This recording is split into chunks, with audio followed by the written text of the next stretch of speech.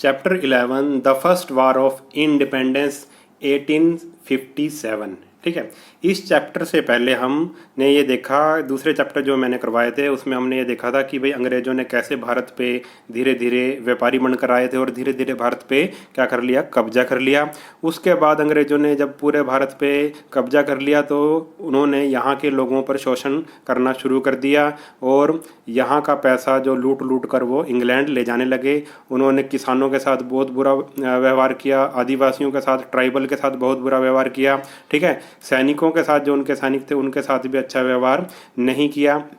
धीरे धीरे लोग क्या हुआ भाई, ये जो अंग्रेज़ों के क्या हो गए भाई, खिलाफ हो गए। ठीक है, इसी खिलाफत के कारण हमारा क्या हुआ भाई, 1857 में एक क्या हुआ, वार हुआ। आप इसको वार कह सकते हो, विद्रोह किया यहाँ के लोगों ने। अब किस किस ने विद्रोह किया, ये क्या स्टोरी थी, उसी को हम देखेंगे। ठीक है तो चैनल को किसी ने अगर सब्सक्राइब नहीं किया है तो जल्दी से सब्सक्राइब कर लें।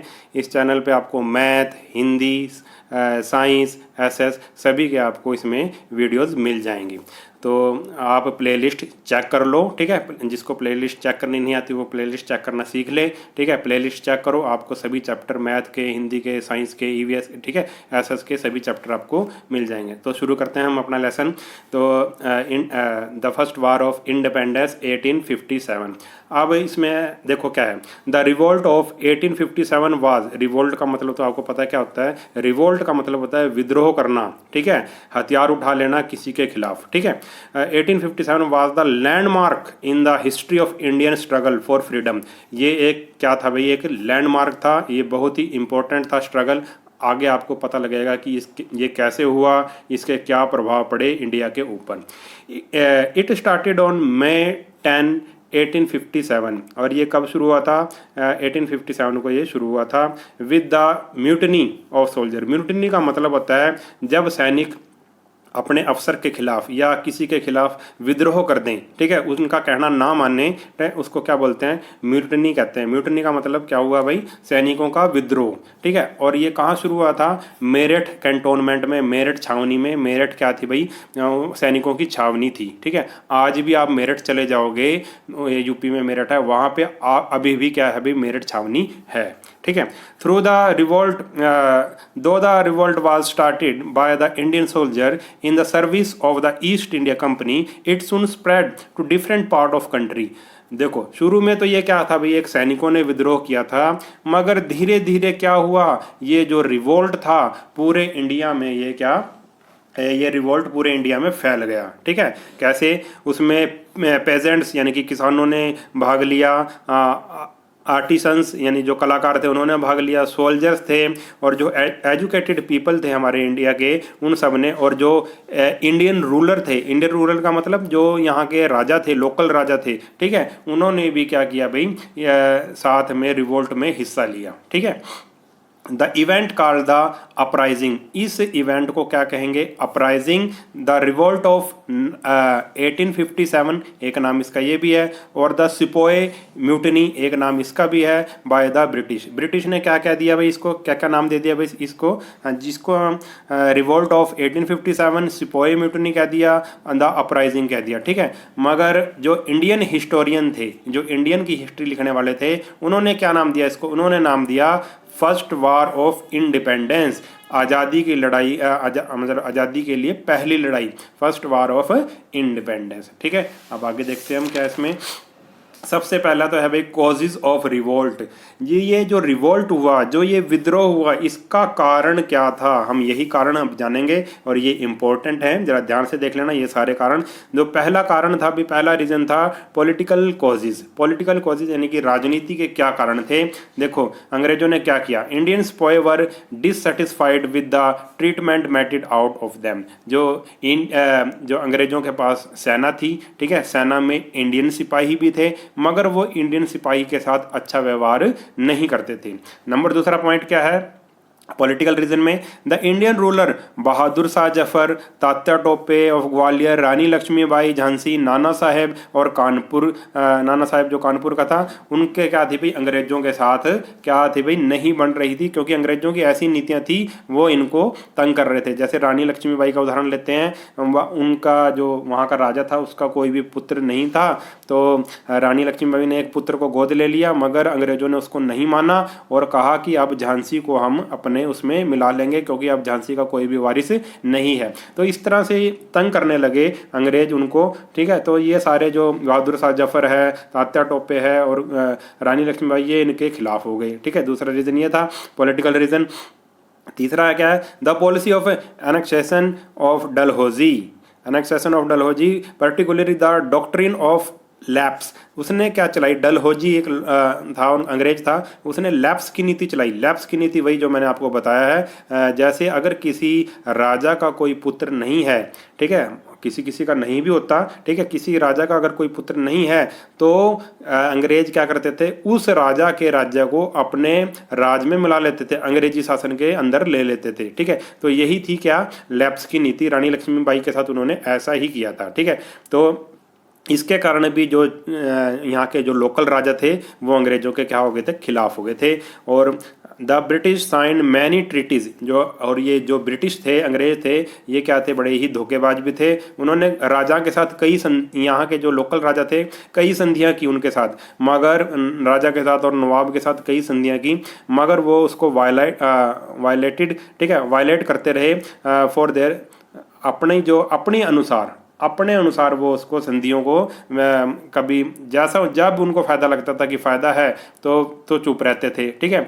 ऐसे ही वो मतलब लोकल राजाओं का एक तरह से आप ये लगा लो कि उनका फ़ायदा उठाते थे वो, ठीक है। जब चाहे संधि को तोड़ देते थे, जब चाहे संधि कर लेते थे, ठीक है। तो इससे भी जो लोकल राजा थे उनके क्या थे, खिलाफ हो गए थे, ठीक है।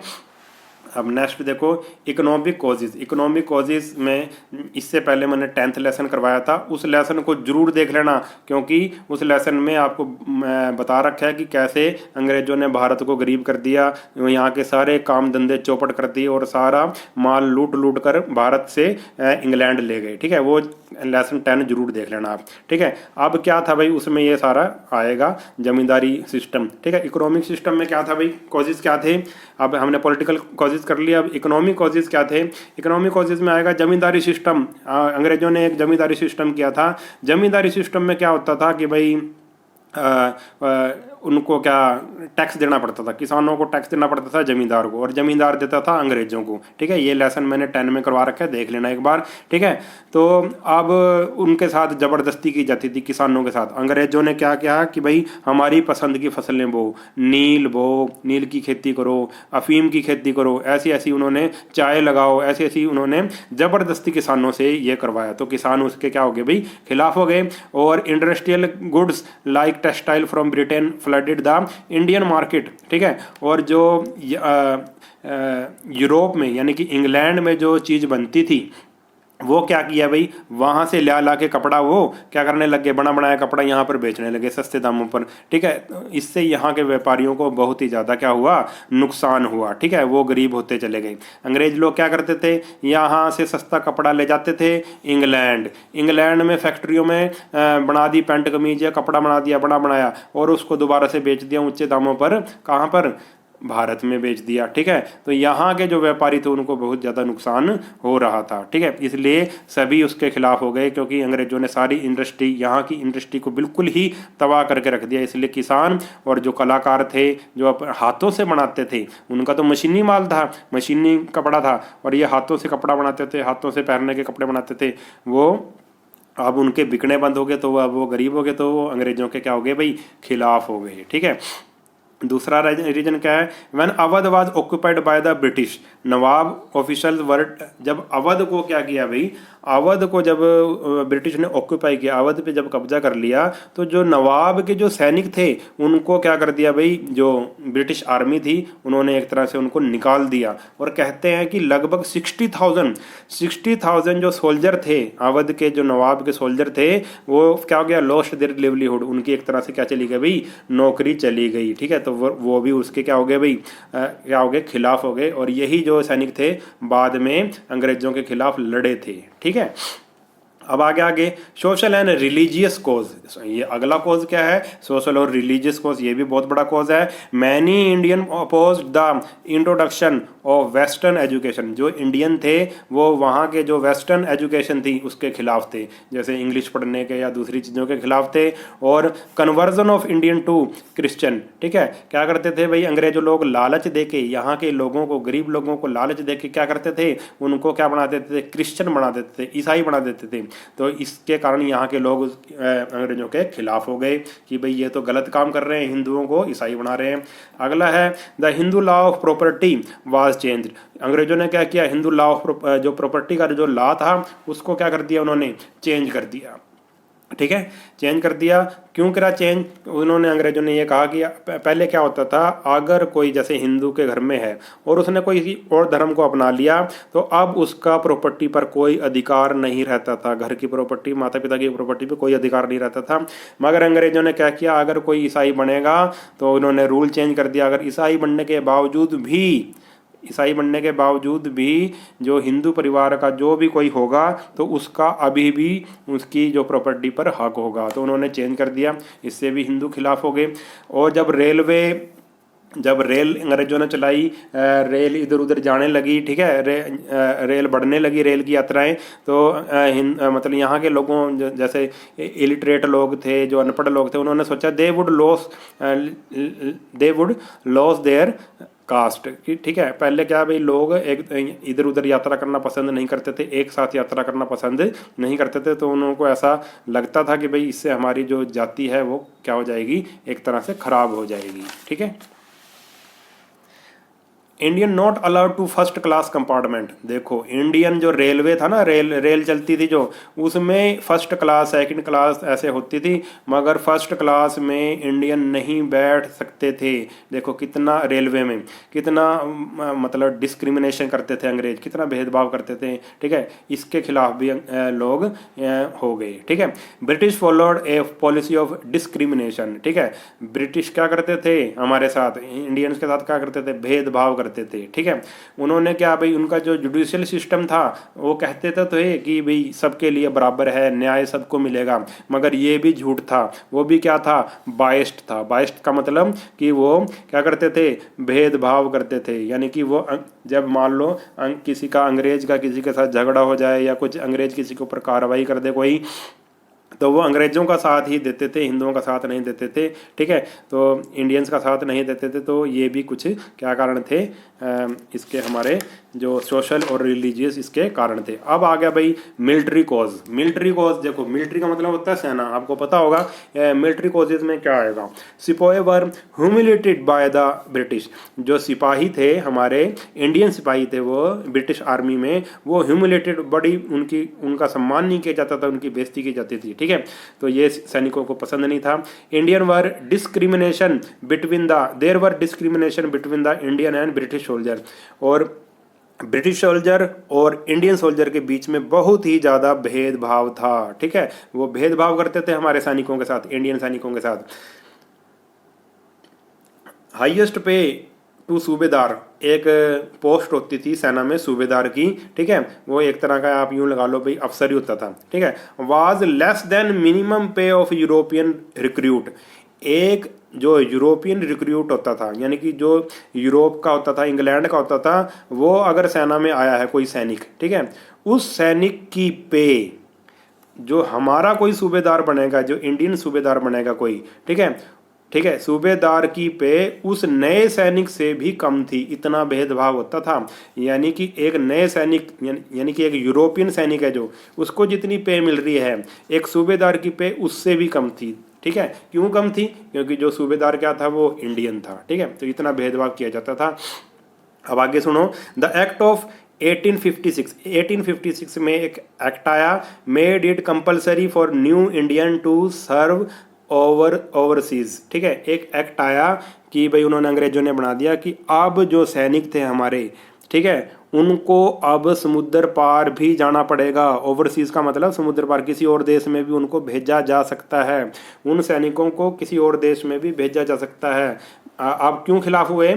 It hurt the feeling of the soldier, और ये जो भावनाओं पर क्या थी, सोल्जर की ठेस थी, क्योंकि हिंदू क्या बिलीव करते थे, हिंदू बिलीव करते थे कि समुद्र पार से यात्रा करना, अगर कोई समुद्र पार यात्रा करेगा तो उसकी जाति क्या हो जाएगी, भंग हो जाएगी, उसकी जाति खराब हो जाएगी, उसका सारा हुक्का पानी क्या कर देंगे लोग, बंद कर देंगे। इसलिए वो क्या भाई, पुराने लोग समुद्र पार यात्रा नहीं करना चाहते थे। तो ये कुछ क्या थे, मिलिट्री कॉजेज थे। ठीक है, अब आ गया उसके बाद इमीडिएट कॉजेज। ठीक है, इमीडिएट कॉजेज में क्या आएगा कि भाई तुरंत, इमीडिएट का मतलब जो एकदम से क्या कारण था कि मतलब उसके जो क्रांति हुई है, रेवोल्यूशन हुआ, the कार्टेजेस of new Enfield rifle. ठीक है, अंग्रेजों ने एक जो सेना में क्या लेके आए भाई, राइफल लेके आए, राइफल यानी कि बंदूक लेके आए, उसमें जो कारतूस थे, ठीक है, उसके जो कारतूस थे उसमें क्या लगी होती थी, ग्रीस्ड पेपर कवर होता था, एक चर्बी सी लगी होती थी पेपर की, उसको क्या करना पड़ता था सैनिकों को, bitten off the before of the कारतूस वाज लोडेड इन द, उसको अगर कारतूस को बंदूक में डालना है तो सैनिकों को उस मतलब ग्रीस्ड पेपर की चर्बी को दांतों से फाड़ना पड़ता था, फिर वो कारतूस उसमें डालते थे। ठीक है, तो उससे क्या हुआ भाई, बोथ हिंदू और Muslim refuse to use them, हिंदू और मुस्लिम ने ऐसा करने से इनकार कर दिया, क्योंकि वो चर्बी थी,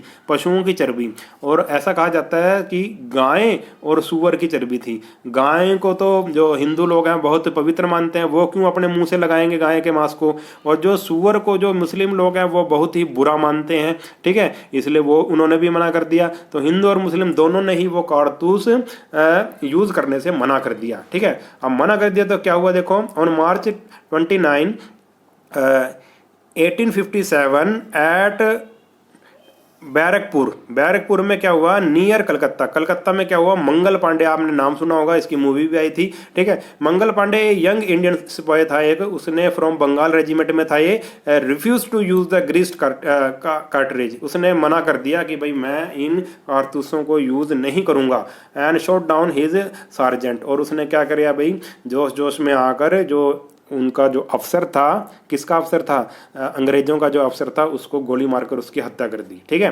he was arrested and executed, उसको अरेस्ट कर लिया गया मंगल पांडे को, और उसको फांसी दे दी गई।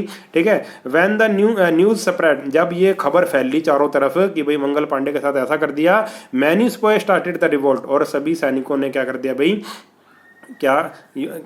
सभी सैनिकों ने रिवोल्ट शुरू कर दिया। ठीक है, जब ये खबर सुनी, तो ये कुछ कारण थे। ठीक है, इमीडिएट कॉजेज किए हमने, मिलिट्री कॉजेज किए हमने, उसके बाद social and religious causes, economic causes. ठीक है, और हमने ये जाना पॉलिटिकल कॉजेज की इस रिवोल्ट के क्या कॉजेज थे। अगले ये इस वीडियो में हम इतना ही करेंगे, अगले वीडियो में हम इसको लेसन को पूरा करेंगे। अगर वीडियो आपको अच्छी लगी है तो चैनल को सब्सक्राइब कर लेना, और वीडियो को अपने सभी दोस्तों के साथ शेयर जरूर कर देना। मिलते हैं इसके नेक्स्ट पार्ट में, तब तक के लिए नमस्कार।